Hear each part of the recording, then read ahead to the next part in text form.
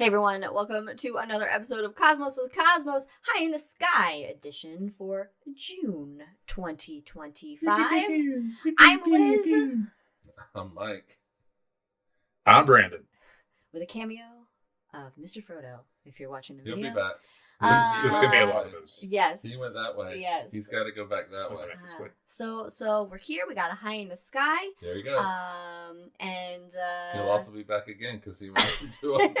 we're gonna be He's monitoring. He's going to go lay on my clean clothes. We're gonna be monitoring the whereabouts of Mr. Frodo throughout this episode, and we'll also be talking about what's gonna be up in the night sky for June, as well as some recent astronomy news items. And I got some fun stuff for us.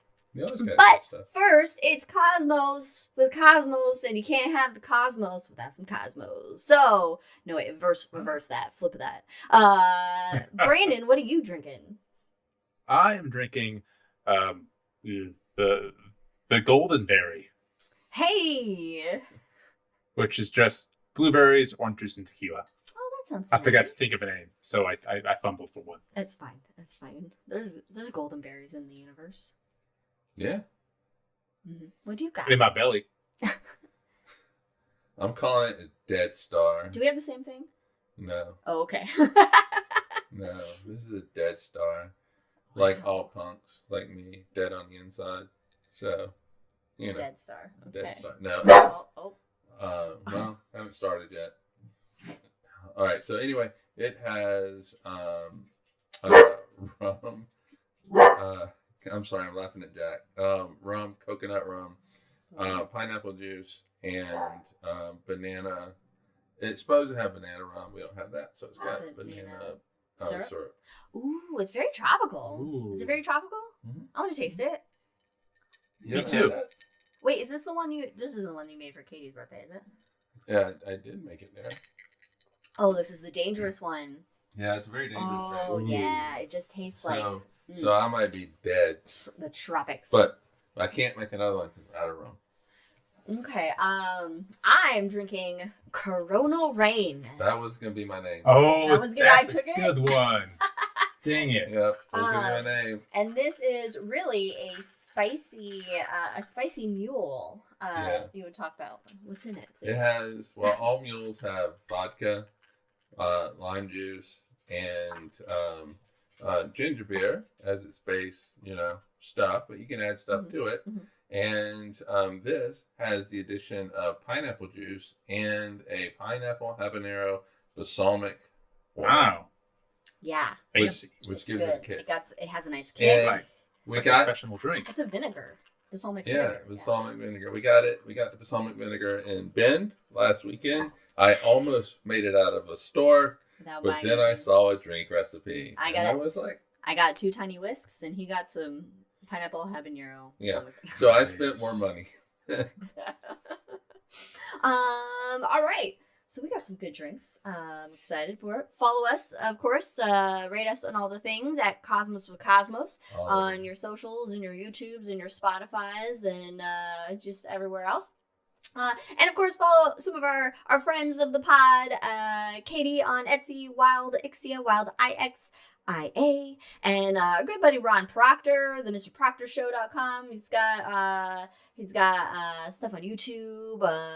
Recently, some Blender tutorials, or Easter egg one that is up there. Nice. So check that out. And of course, our buddy in Council Bluffs, Iowa, Jack. Go to his planetarium, the Rolling Bluffs Planetarium, and see one of his shows and support him. And support all of your local planetariums and science centers. They definitely need it now more than ever, I would say. Yeah. So support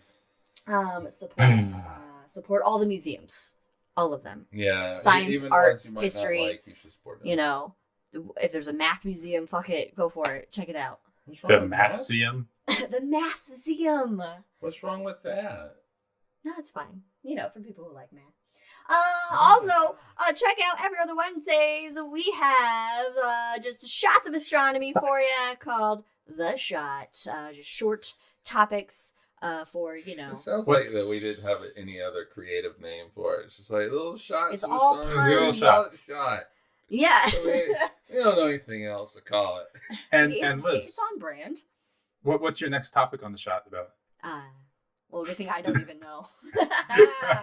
And of course, while you're listening or watching, we do have some rules, a little drinking game, if you will. If you hear any puppy barks, which you may not, because apparently noise suppression that we got on this stuff works real well. Or if you see Mr. Frodo walk by. Yeah, if you see Mr. Frodo, take a drink. He just ran that way. Oh, so man. let's finish some drinks and stuff. So he's got to run back that way now. And of course, if we make any Star Wars or Lord of the Rings references, take a drink. And there it is, right there.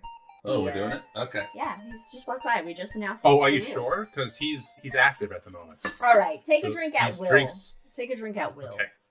When you see Mr. Frodo, if you feel like it, take a little shot of that iced coffee, Katie. Well, Brandon can blur his background, and we won't see Mr. Frodo.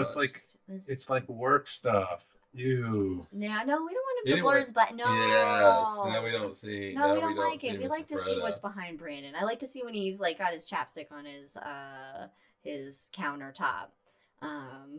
It's fun. Because I haven't cleaned it recently. You had a bunch of shit on it. I don't want that background. No. No. Thank you, Katie. Thank you for participating. Fucking amateur hour. All right. Are we ready? I think we're about ready. Get through the shit and get high in the sky. That's right. Cool. For June. Music. No, we don't have any. Oh, I can't believe it's June. June 2025. That is it. That is if you're watching this 500 years from now. Is this the year Skynet takes over? Yeah. Please? Skynet, I'm ready is for already it at this taking point. over, right? Please? That was like a decade ago, right? Yeah, it was like, it was supposed to be in 1997 or some shit.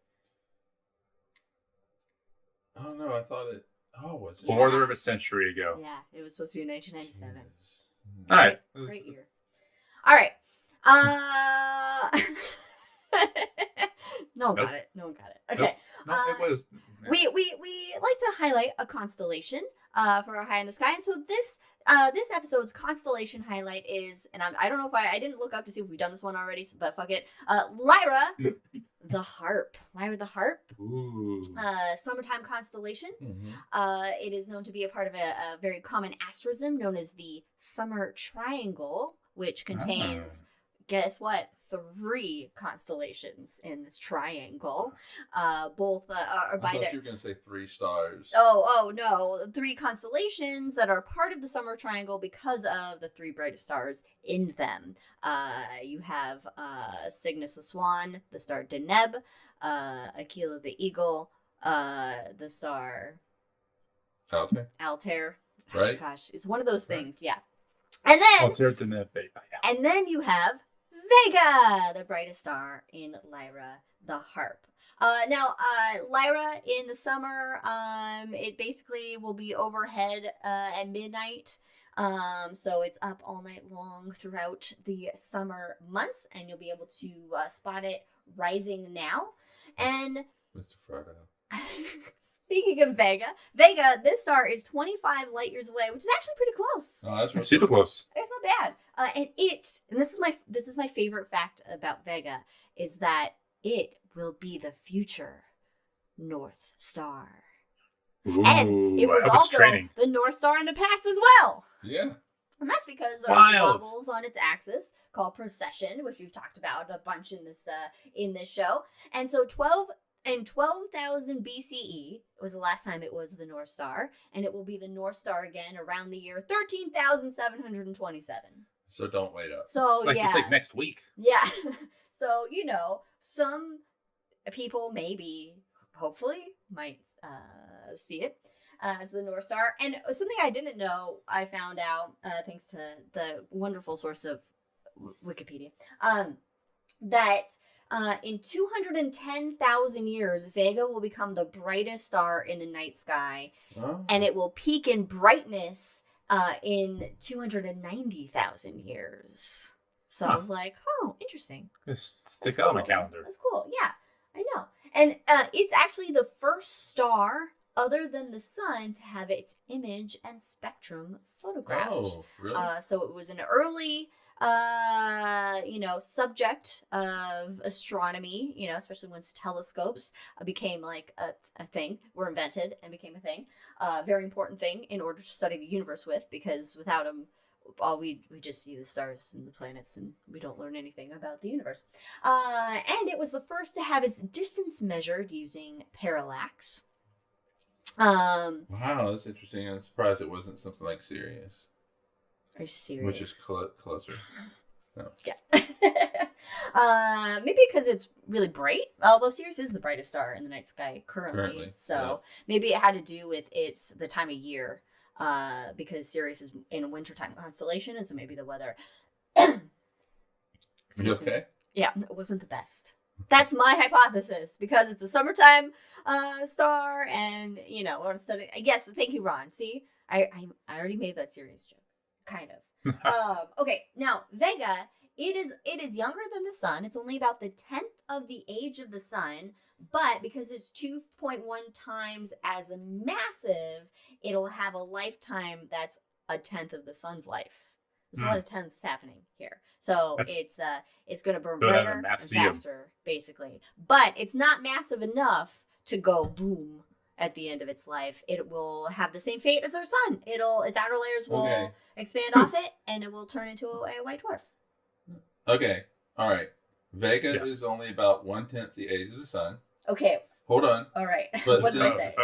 But since it's 2.1 times as massive, its expected lifetime is also 1/10. So it's at the end of its life, or does this mean it's got another 10th of the sun's life to go? It's got another 1/10 to go, because right. it's still like mid-main sequence with the sun. It's so basically it's in the same. It's midlife. It's midlife. It's like I mean, it could die soon, but it's like me. So say we all. All right, but I noticed that you left out one of the most famous documentaries about Vega. I was waiting for this. Contact, and the famous radio astronomer Ellie, and how she would listen to. Oh, was that Vega? Yeah. Yeah, Vega. You can't get three space people in the room, talk about Vega, and not mention Contact. It's just a rule somewhere. Yeah. I think it's one of Newton's rules. It just doesn't happen. Newton came up with it. I think I've seen the movie once or parts of it twice, and I've never read the book. So the interesting individual details. Just the way Mike said, interesting. I might have to rethink some things. Look, all I know is you don't listen to the fucking radio waves. No, you don't. You don't sit on a car and go like this. But it's iconic. It is. It is iconic. And it would be cool if you could, but you can't. It's a cool scene where but you tell me you want to try to recreate the picture if you were there. Yeah. But it also makes it more relatable for people that don't know the science. That like move, and then she's there and listening. But I think she even does this. She does. Mm-hmm. She does. Because when you're trying to hear, you want to press it. It's good acting. It's very authentic. Yeah. Not scientifically correct, but it's fun if movies are scientific. I'm just surprised you left out that very. I didn't know it was Vega. I didn't even think about it. That's what doesn't ping Contact in my head. But generally, the science in it is definitely correct. It was written by Carl Sagan. And he's the master. All hail Sagan. All hail Sagan. Hail Sagan. Another star in Lyra the Heart, because we can't give Vega all the fame and luminosity. But it's Beta Lyrae. Beta Lyrae. So the second brightest star, and it's a binary star that's known as a Beta Lyrae variable. And so it's basically that the stars are so close together that their gravity distorts them, making them egg-shaped. Oh. So they're like two eggs that are and you can model this in Blender with a tutorial from Ron on his show making Easter eggs. Mr. And you can turn those eggs into Beta Lyrae binary stars. Gravity be wow. Gravity be wild. All right. Well, since he's in the camera, take a drink to Mr. Frodo. God, I'm gonna get heartburn. It's gonna be so worth it. I think. Wait, what did you say? Nothing. What? I said I'm gonna get heartburn. Oh. Well, You requested It is my choice. It's of my choosing. What were you going to say? I don't remember. I don't know. This is why I told you to continue. So the next star in Lyra is Epsilon Lyrae. It is 162 light years away, and it's informally known as Double Double.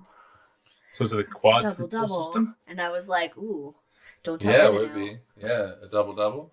Double Double. And then that's going to sue Epsilon Lyrae. It is basically it's just a multi-star system. Just happens to be called it's a complete multi-star system. Yeah. Can you split all 4 stars? I don't know. I didn't get that much information about it. What is it? It's like Regulus is a double double. Really? Yeah. But I think Regulus has. But you can't split. You can't split the double. I mean, you can kind of split it. Oh, with your eyes or with a telescope? You mean? Yeah, I think with a telescope, and so you can see. Well, regular telescope. So you can split it so that you see 2 points of light, but those 2 points are also 2 stars. And that you can't split. I think for regular. Okay. I don't know for this one. I don't know for this one. I've never heard of a double double before. Oh. And then it made me hungry. And we don't have an In-N-Out here. No. Oh no. Not nearby. I think in the future though, we do need to have Ron's Coopcast. We can just put him in one of the corners. Oh, a Coopcast. Yeah, we just have like wandering chickens throughout the show. I like that. Chicken check-in. Yeah. Chicken check-in time on CWC.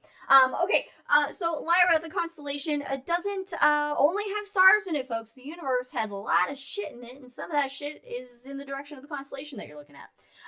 And so in the direction of Lyra the Harp, out in space, is a very famous planetary nebula, one of my favorite planetary nebulas, and that is called the Ring Nebula. Yay! It is 2,550 light years away. A little further out. Little far, and it's a planetary nebula, so it's what our sun will most likely end up looking like in the future, where it's shed off its outer layers of gas and dust as it's gone through the processes of nuclear fusion.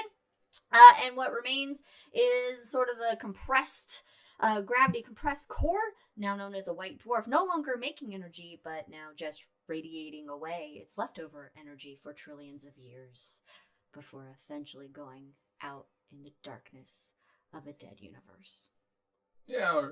Reaching the ambient temperature of the universe. Yeah. There's thermodynamics of that. All right. Well, I like mine better, so. Yeah. But anyway, I like physics. It is a planetary nebula that's between 6,000 and 8,000 years old.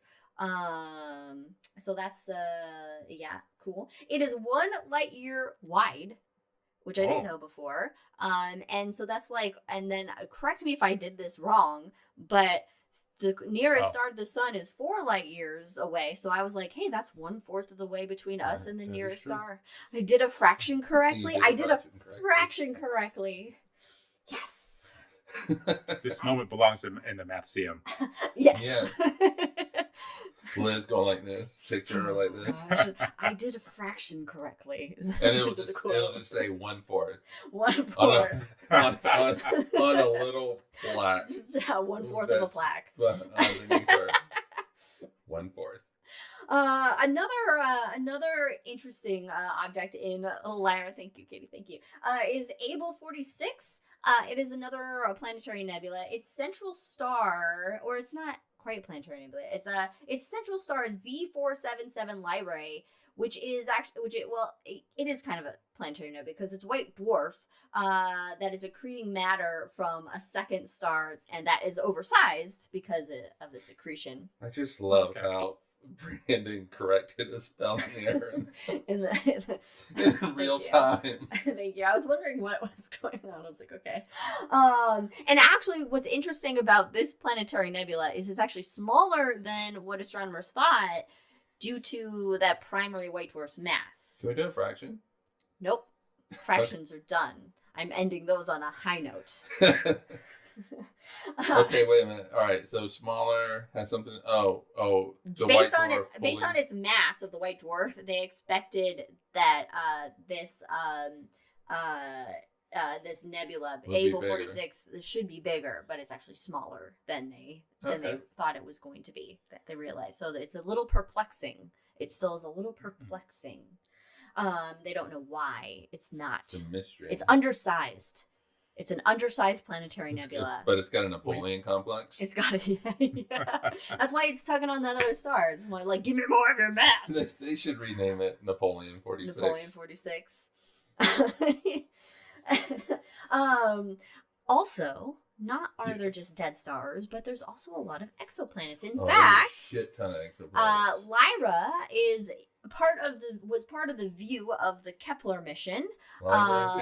Kepler was looking for exoplanets, and so Lyra has more exoplanets discovered in it than most of the other constellations, because we were looking in that area. Mm-hmm. You got to look for it to see it. Which you can then extrapolate to the rest of the sky. Yeah, there's fucking exoplanets all over the fucking place. Shit ton of exoplanets. There's a lot. Yep. They're everywhere. Planets are common.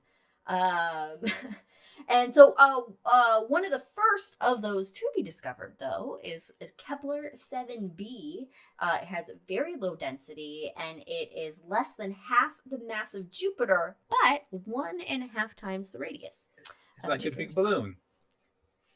Do you want to make that a fraction? 3/2. I end on 1/4. All right. Of course, it's fun looking at the science and what the reality is of the sky. But, it's also fun to talk about little stories. Yeah, make up little stories about the things we see in the sky. And most of the constellations in the northern hemisphere have fun or interesting or weird or fucked up stories about them from various cultures around the world, because it's not just like one set of people had eyes and were looking at the sky. People throughout all of time and space around the world were looking at the same sky, basically. Only difference between northern and southern hemisphere, just slightly. So the Greeks, of course, are the most popular that we know of with the constellation names and the stories behind them. So for Greeks, Lyra was the lyre, which is a Greek harp, basically, is what it is, of Orpheus.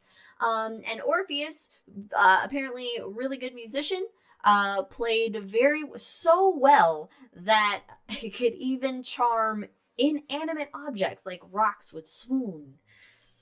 Oh, okay, that's weird. I mean, maybe he's like, that's a real good looking rock.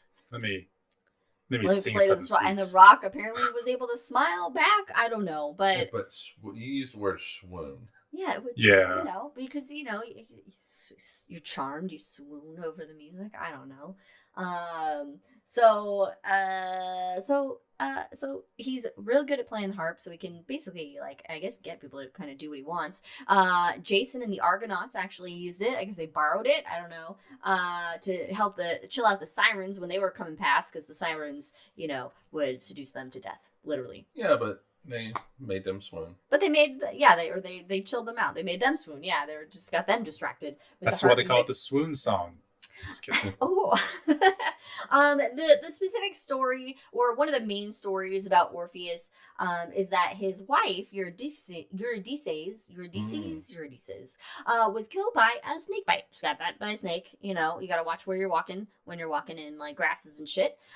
So she died, and he's upset. So he actually goes to the underworld, and he's like, "Hey, Hades, I would like my wife back. I'm gonna," he played his harp for Hades. He was like, "Hades," and he swooned. And he was like, "All right." He was like, "You know what? That was amazing, man. So take your wife, but if you look back before you get out of the underworld, then she has to stay."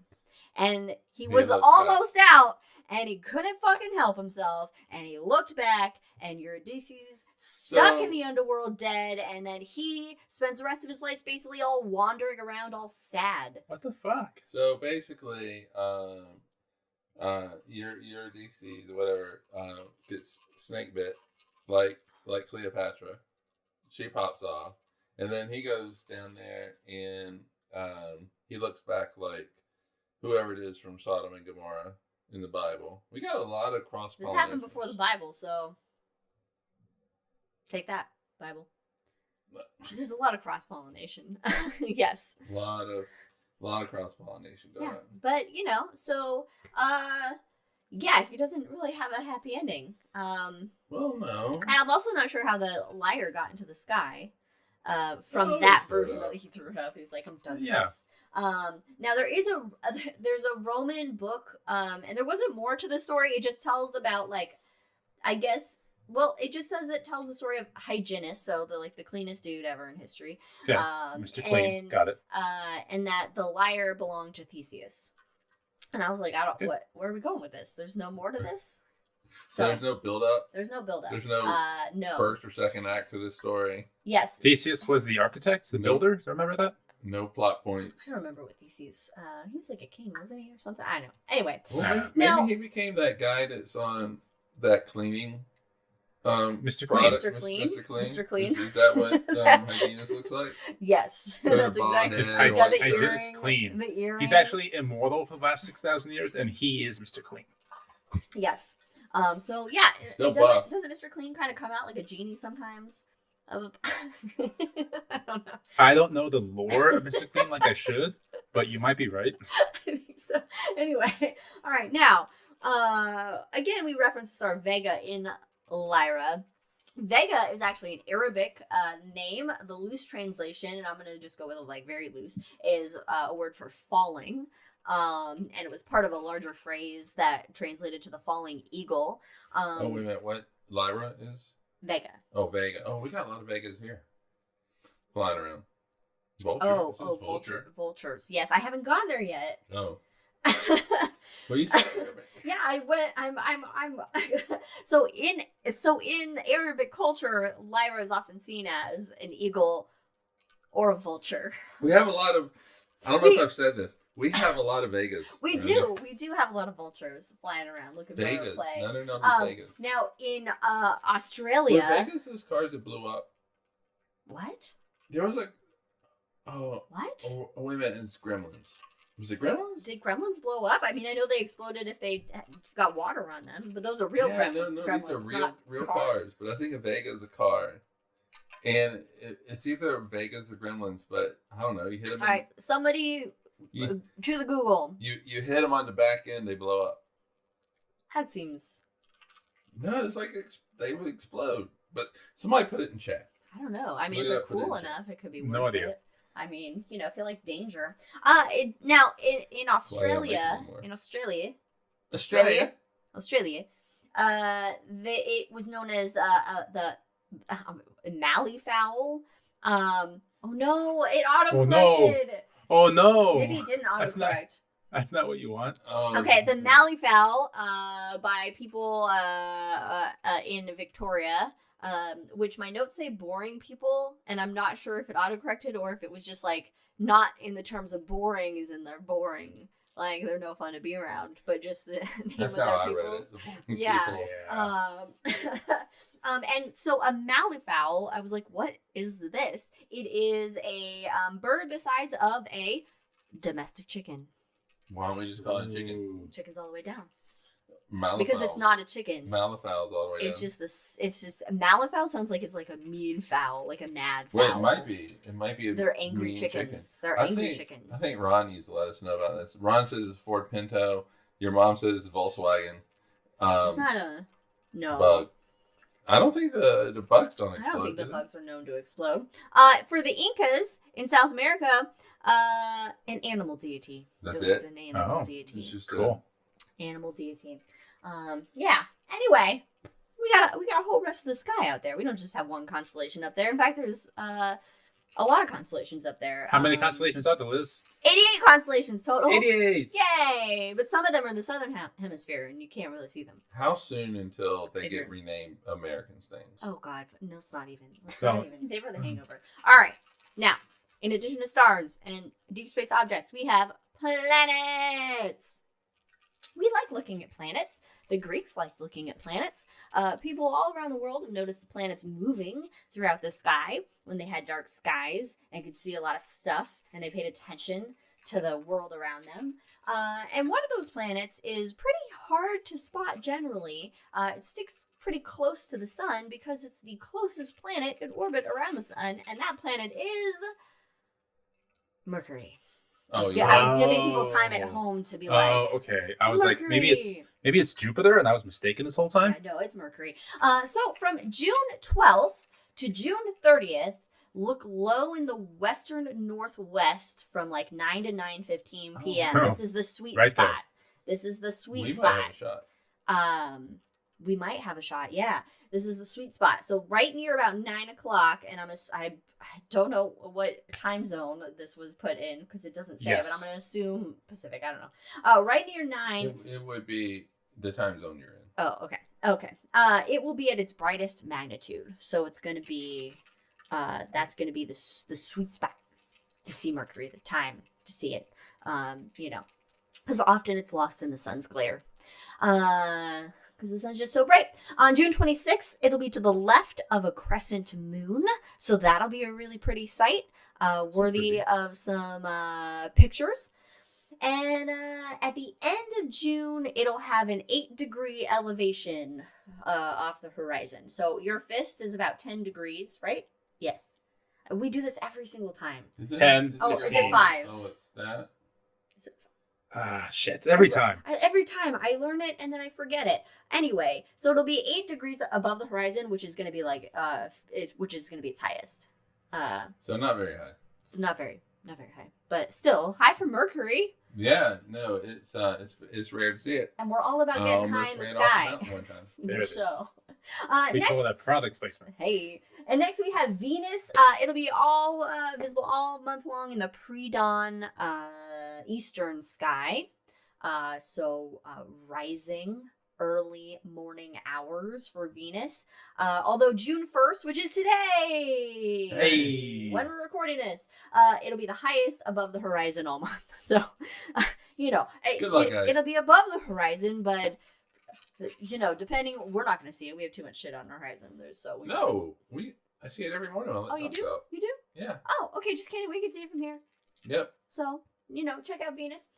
Next we have Mars.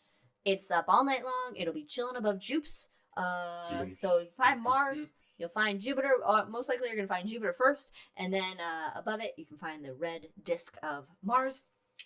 Jupes will be low in the western horizon.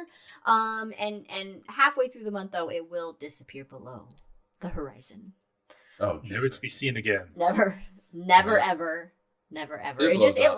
It left. gone. It was Blows like, you up. know what? It blows up. Yeah, it's Saturn hit it on the back and it just Boom. Like blew up. apparently the Pinto. There's the Pinto, Or yeah. Vega or whatever the other car was, the Gremlin. all right. Now we do have a few celestial events in June. Okay. Nothing too major, really. On June 11th is the full moon, which this month is known as the full strawberry moon. Aw, yay. And that's- I don't remember the taste of strawberries. Oh my god! Wow. Uh, Well, you can taste some with our forest strawberries that we see on our walk, because we know that when we have the strawberry moon, that the strawberries are ripe for picking, and that's why it's called the strawberry moon. we legit found some. We some legit have forest forest strawberries. Did you eat this forest strawberries? No, not No, yet. But we I've used haven't. my But this is high in the sky. This is the time to eat the forest strawberries. that's mushrooms. We got a lot of mushrooms. It's also called 911 Sunday night. So it's safe situation. Yeah. I have like an app where I can it's called Seek, and I can identify stuff, and it's identified as strawberries. So yeah, we have strawberries and blackberries bushes that are growing. And, so it's and Leia is really fascinated by, but not because- in a good way. because of the birds blackberry. hide in the blackberry bushes. Oh, Mr. Is it- Frodo. yeah, it's too far. Birds hide in We have a blackberry very bushes, and so consistent she Mr. can Frodo. hear the birds. I think like fluttering in there, and she's a bird dog. She's a bird murderer, is what she is, because she's a bird dog, or has bird dog in her. Anyway, Continuing right along. By the way, the strawberry moon name comes from North American tribes. The Algonquin tribe that lives in the northeastern U.S., as well as the Ojibwe, Dakota, and Lakota peoples. You pronounce those very well. I would just be like, other tribe. I can pronounce the Dakota and Lakota. I was like, I'm going to pronounce these correctly. I feel like we've talked about Lakota peoples recently. Maybe. I don't know about recently. But anyway, June 16th to 18th, we got a show happening in Leo the Lion. It's a show? It's a show. Mars is going to be hanging out with the brightest star in Leo, Regulus. Can we sell tickets? Yeah, and check it out. Mars and Regulus.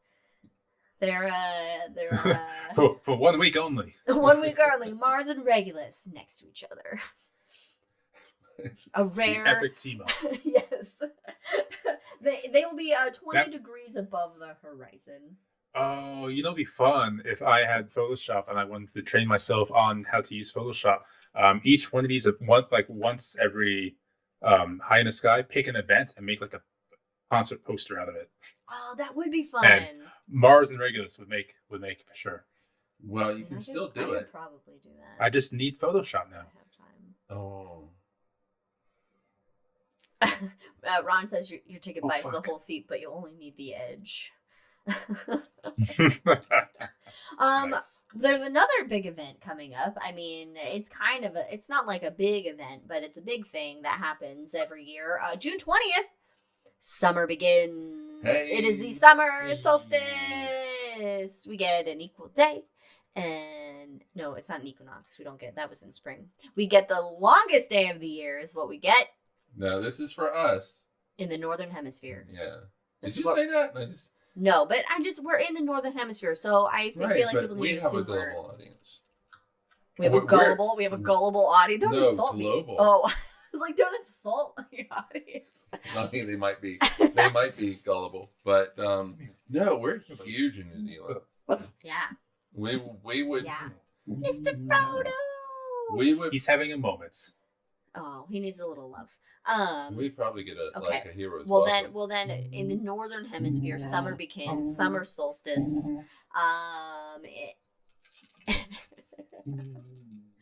So that's why we know that it's summertime. Yeah. I don't know. Or wintertime. Or that it's like, oh, finally, the days are gonna fucking shorten up. I think we should call it midsummer now. Midsummer?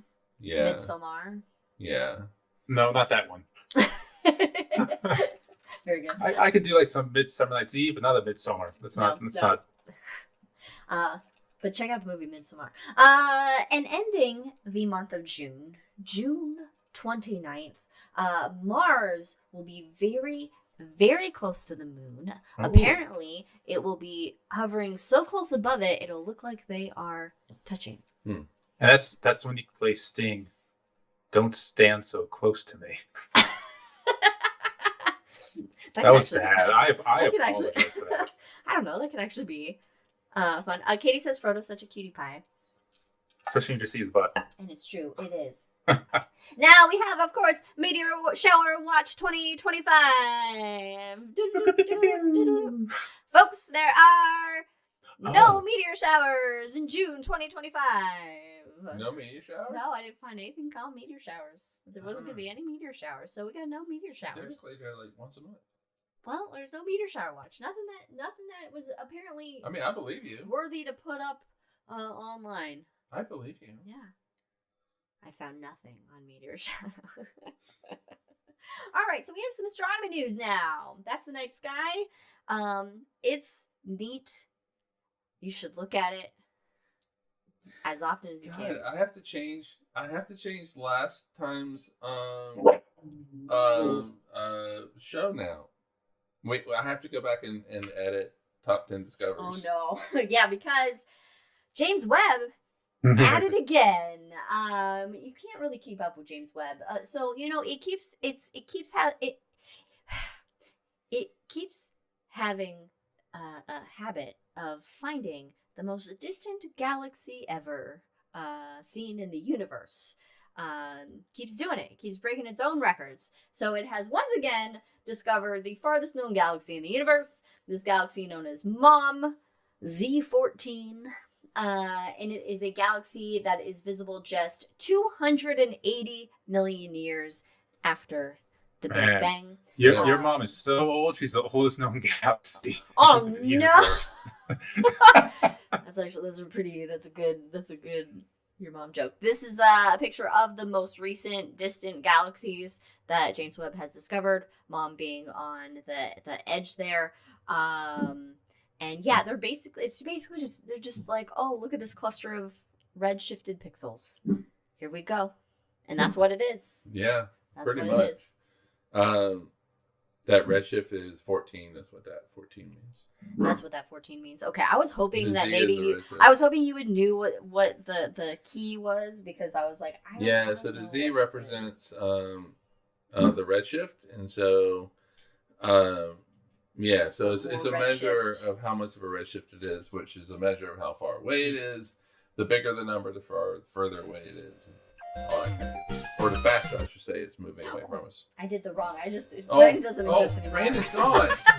I put up the Brandon's wrong back. I pressed the wrong button. Crisis. God, I'm so bad with the buttons. Anyway, so I thought that was neat just to highlight. No, I didn't think there was a lot of information we needed to Way put to about make it. the last episode dated now. Well, that's going to happen whenever you do the top 10 discoveries in astronomy. It's going to be outdated almost immediately. There really should be I should have said as of the recording of yeah. Here's one to make Brandon mad. Satellite mega swarms are blinding us to the cosmos. This comes from Live Science, where I pulled this article. But the first article was from many different sources. There's a bunch of different media about that galaxy. But so there's a phenomenon known as a Starling train. Insert whatever plethora of jokes that you want into that. And that occurs when light reflects off of the newly deployed batch of SpaceX satellites before they eventually fan out and then become the Constellation Network, also ruining ground-based astronomy. But apparently these satellites and ones from other constellations can form these giant groups that are known as mega constellations. But these satellites are apparently leaking radiation, Great. aka radio waves, which is making it difficult for ground-based radio telescopes to do their jobs, to observe the universe. According to Benjamin Winkel, a radio astronomer at the Max Planck Institute of Radio Astronomy in Germany, he said it would basically mean that no radio astronomy from the ground would be possible anymore. It will eventually reach a point where it's not worthwhile to operate a radio telescope anymore. And at the rate that these mega constellations are growing, that could happen within the next 30 years. I think with the incredible defunding of NASA that's going on, that America's like, you know what? If we're not going to do space science, no one's going to do space science. No one. We're going to ruin it for everyone. I feel like that's probably just our MO now. Yeah. It's not even a US thing. It's a fucking Elon Musk thing. It's not even. NASA's not doing this. Well, yeah. NASA's not trying to ruin this for everybody. It's a fucking capitalist, an entrepreneur. Fuck it. Or the federal governments could, just fund infrastructure and have internet available to people because it's a basic need at this point. Anyway. Well, governments don't care about regular people. Anyway, so that's fun. So hopefully. All right, let's get on to another discovery. All right. We'll go into some fun stuff. So, according to the Australian Public Broadcasting Company, strange flashing object discovered in deep space that puzzles astronomers. I saw this headline on various news outlets about this mysterious signal that has been discovered. I was like, ooh, it's aliens. Let's put it in the show. It's not aliens. Basically, it is a mystery stellar object. It's emitting pulses of light for 2 minutes every 44 minutes. Now, what is interesting and unusual and mysterious about this source is that it's emitting it in not just radio waves, but also X-rays. Mhm. And Chandra observed this object, and it happened to be looking at it at just the right time to see these X-rays. Otherwise, we would have never known about the X-rays coming from this object. We would have just observed the radio waves. But you know, the thing is, though, if it's pretty like consistent with this, you would think that like the other wavelengths, we would look at it in the other wavelengths at some point. Well, yeah. You know, just to see if we can see it. I mean, it's common to see one or the other, you know, so there's nothing indicating if you find it in one that you would be like, oh, let's check for other wavelengths. But yes, it would make obvious sense to try that. Now, these objects have been called long period radio transients, or LPTs. Oh, creative. And so they were thought to be caused by dead stars. And so neutron stars basically, but a neutron star would be rotating. I have the note in here. I'll get to it. Let me I'll get to it. Just continue. Okay. This star is called ASCAP with a K, J1832-0911. And an international. ASCAP is going to sue them. It's with a K. It's with a K. They have the rights. They bought rights. An international team that was led by Curtin University astronomer Zitang Andy Wang. He first detected a radio signal that was captured by CSIRO's ASCAP radio telescope in Western Australia. Australia. When it was spotted by Chandra, it was on Valentine's Day. And it was last year. That's sweet. 2024? Yeah. Oh, it was embargoed. They embargoed. Oh, okay, that makes sense. Okay, so the X-rays are usually associated with rotating neutron stars, but these stars were thought to be only detectable when they were spinning very quickly, becoming too faint to see as they slowed down to the standard LPT levels. Oh, okay. So they were like, wait a minute, this is going too fast to then also have like to have the length of the pulse that it has, basically. That what was it, 2 minutes every 44 minutes? Yeah. Well, but also because X-rays, neutron stars are usually like yeah, pulsars was that are like? very quick. I think that's too slow. Can you speed it up? I want my 60 rotations per second. Yeah, I didn't say make it lower. There were so many peaks that just came out as just a pulse. Yeah. Okay. No, but hold on. Okay. No, X-rays are usually associated with like violent events in the universe. Yeah, or like really rapid neutron stars. Rapiding? Rapid. New words. Rhyme with it. Raptating is rapidly rotating. Ooh. Right. But also other violent events that aren't necessarily a neutron star. Yeah, but the neutron has the period. It's just this is a really long period for a neutron star that it should be, because they're usually going faster. Okay. What was the carnival ride that you stand by the wall and it spins you and you get pinned to the wall? Oh, Graviton? What was that called? Gravitron. Gravitron. Okay, so the Raptator is like we put Eminem in a Gravitron. I like that you chose Eminem as your rapper for this joke. Pity? I don't know who you want. I like it. Of a whole universe of rappers, you go with Eminem. I like Go with the rap god, right? I don't know. Is he really? Isn't that the name of one of his things? Is it? I No, don't follow I Eminem. don't think it's someone else. I don't know. Okay, so anyway, the takeaway of the science here is that more study is needed. But these LPTs, these long transient, whatever it stands for again, that it's not a single phenomenon. That it may represent either like it could be a new category of object that is defined not by like a shared origin, but how it actually behaves. So basically, we don't know what the fuck it is. And it's an example of why radio astronomy is also important. See previous article. Anyway. Here previous story in the podcast. Yes. Yeah. Okay, so now these last two articles that I have for you. Yes. I hope it works through streaming here. We'll see. One of them should work, but the other one I'm not so sure how it's going to work. Okay, but we are going to go to Mars.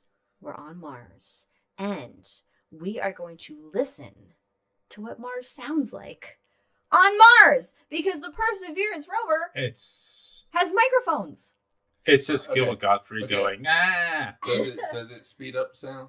Well, it does. It is edited to make it so like we can like hear it, because Yeah. so Mars, the atmosphere of Mars is about 1% as dense as Earth, and so that alters the volume, speed, and characteristic of the sound. So things sound differently on Mars than they would sound here on Earth. And what they discovered was that Mars is so fucking silent. Yes, take me to there. That there was a time when the rover team thought the mics had actually stopped working. Wow. So Mars's air, it's very thin. It's mostly mostly made of carbon dioxide, which also affects the behavior of sound waves. So on Earth, sound travels at roughly 767 miles per hour. On Mars, the deeper pitches move at about 537 miles per hour, and the higher ones go a bit faster at 559 miles per hour. And it also causes sound to drop off quickly. So like sound that could be heard like 200 feet away here on Earth can only be heard about 30 feet away on Mars. And then higher pitch tones have a shorter range. So here we go. Okay. This is also true here on Earth. We're going to see if this works. I'm not sure if we'll hear it through our headphones, but we'll see. So if this works, it might take a minute yeah, okay. I think it's going to take a minute for the sound to actually start, or I have to like start it again. Okay, here we go. Oh, hold on. Well, I heard something. Yeah, I fucked it up. Don't just press buttons. I know, I should have stopped pressing. Oh, damn it, I fucked it up again. Okay, hold on. I'm just going to like stop touching the button. That's what I told you. All right. Okay, there we go. Thank you. I'm just patient.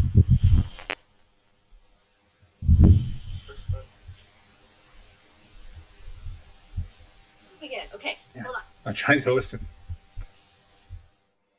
Oh, you have to share your audio with Teams.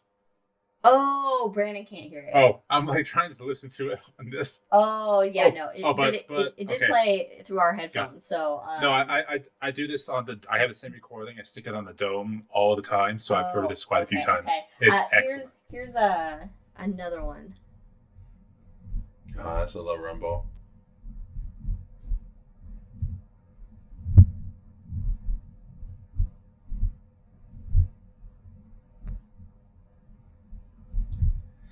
You know, what's so crazy is you're listening to another planet. Yeah, we're listening just to ambient Mars. And it's not like when you take wavelengths of the different lights and somehow put it into sound. It's actually just the sound. Yeah. And this last one is Ingenuity. This is the so you're hearing the helicopter. Oh, okay. This is what the helicopter is sounding like. That's cool. That's cool.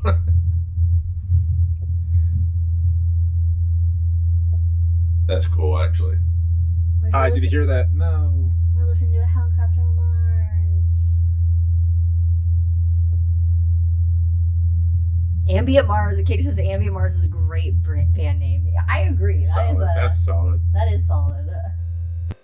All right, so those were some sounds on Mars, which I thought was. Yeah, but to be fair, though, they are processed so that you can. They are processed so you can hear it, yeah. But to be someplace, I guess the only equivalent would be to do a sound, one of those sound baths, or not sound bath, where you go in the room, noise deprivation, sensory deprivation, deprivation. Not a sound bath. That's the opposite. All right, my last story, which I thought was neat, is that we now have the ability to take the highest resolution images of the sun through a new adaptive optics method. And so basically scientists from the U.S. National Science Foundation, National Solar Observatory, and the New Jersey Institute of Technology, they produce the finest images of the sun's corona to date. This method removes blur from images caused by Earth's atmosphere, pesky atmosphere. Yeah, this is why we like to pesky. send telescopes into space, because no atmosphere. To the moon. Right, but also if you see an observatory that has a laser shooting out of it, they're trying to remove that atmosphere. Oh, that's fun. It's kind of like, it kind of gives me the reminder of like, or it makes me feel like when you're using your phone to take a picture and like things are a little bit like blurry or like Right. You know, because you just have a little smudge on your lens. Right. You know, that's our atmosphere. Our atmosphere is the smudge on our lens of our telescopes. Oh, yeah, that's a good. Yep. Frighteningly thin smudge. Yes. So they found a way to assist with that. It's the GST system. Kona uses a mirror that continuously reshapes itself 2,200 times per second to counteract the image degradation caused by turbulent air. So you got a mirror just constantly warping itself to give you some beautiful imagery of the sun. In fact, here's a picture of basically a prominence on the sun in very fine detail. The key there is 5,000 kilometers. What's that in? 3,000 miles. 3,000 miles. Yeah, something around there. So, ooh, pretty. And here are some videos. This is this is coronal rain. That is so cool. So this is just plasma that is raining back down onto the surface, in quotes, of the sun. Is caused by the magnetic field lines. Oh, that's so cool. Is that amazing? Okay, so here's... It's like the Elden Beast. Here's a prominence on the sun's surface. That's so cool. Sun is so hot right now, Ron. It's real hot. It's the hottest thing in the solar system, I would say. Yeah. Yeah. And this last one here is of a that's wild. What did it call it? It was like basically this plasma blob. That's in this little box here. Plasma blob. I can't remember what it was called in the thing. I did write it. I think that's pretty official. So but you can just cool. watch it kind of be manipulated around in kind of the turbulent nature of our sun's atmosphere. It's like the largest lava lamp in existence. It is. Oh, I went back. I didn't link that video apparently. There's Mars. There's the sound of Mars with the sun. It fits. It fits really nicely, actually. I mean that works pretty just spot pretend. Okay. Anyway. So, yeah, I thought that was, like, amazing when I first saw those pictures. First of all, because they were, like, pink and purple, and I was like, wait a minute, what is this? And I was like, this would look amazing on a dome. Mm-hmm. And then I was like, holy shit. After the article, and I was like, just how fine that resolution is for it. I was like, wow, it's amazing. That's our sun. It's just a big mass so proud of our son. Superheated gas. Doing great. He's doing great. It's doing great. Did it. You keep on doing it, son. You know, It did it. for as long as you can. You Please. can do it. Yeah. I mean, you know. Well, or tomorrow. One of the two.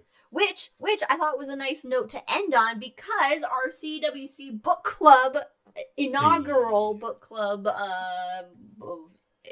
episode time, book is Chasing the Sun by Richard Cohen. I've started reading it. Mike started reading it. Have you started reading it, Brandon? I've started reading it. You've not started reading The it? foreword was fantastic. In fact, so I was telling Mike that there was like this Who article. wrote the foreword? It was actually, so that's a trick question. It's not a single person. It's actually a team of people that collaborated on the foreword. It was a Soho group. I was telling Mike that I had found this article that wasn't astronomy. It was an archaeology article about this new observatory that had been discovered in Egypt, an ancient Egyptian observatory.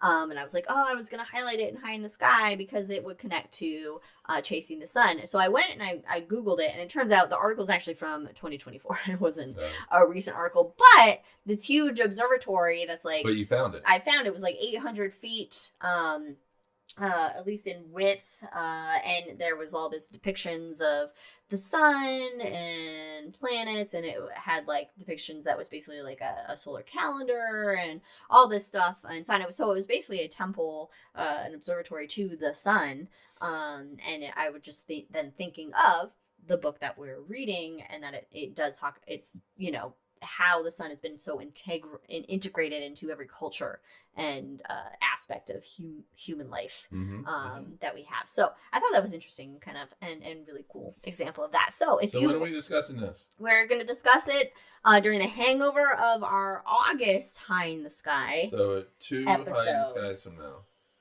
Yes, 2 High in the Skies from now. So it gives plenty of time for Brandon to start reading it. Finish the forward.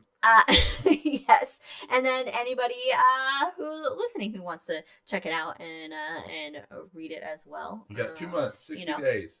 And then we will talk about our thoughts and whatever people talk about in book clubs, because I don't know.